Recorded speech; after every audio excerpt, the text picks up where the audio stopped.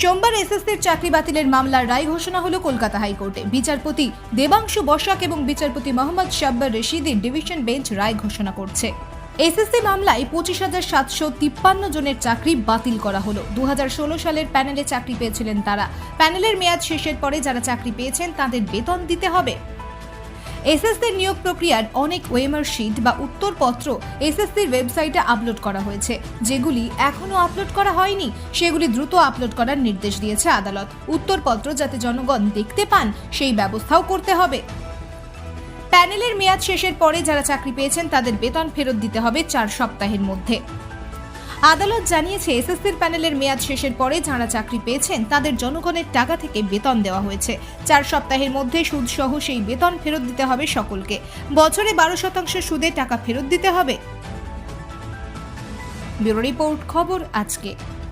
রাজনীতির বেঞ্চ রায় দিয়েছেন 2016 সালের যে 4টে নিয়োগ প্রক্রিয়া, গ্রুপ সি, গ্রুপ ডি, 11, 12 এবং 9, 10 মিলে 25,753 জনকে যে ওএমআর শিট ইস্যু করেছিল, যে অ্যাপয়েন্টমেন্ট লেটার ইস্যু করেছিল, প্রত্যেকের নিয়োগ নাল অ্যান্ড ভয়েড বলে দিয়েছেন। 4 সপ্তাহের মধ্যে স্যালারিটা রিকভার করতে হবে।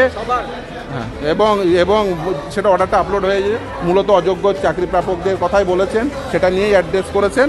এবং যে 9টা ইস্যু ফ্রেম করেছেন ওদের মূল কথাই ছিল রিট পিটিশনারগুলো মেনটেনেবল না। আজকে মহামান্য বিচারপতি বলেছেন writ petition maintainable.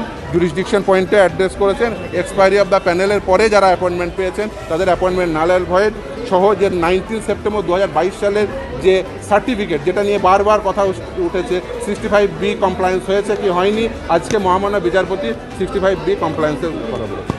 OMR sheet upload করতে বলেছেন। সমস্ত ওএমআর শিট যেগুলো আপলোড হয়েছে সেগুলো, যেগুলো আপলোড হয়নি সেগুলো এসএসসির ওয়েবসাইটে আপলোড করতে বলেছেন।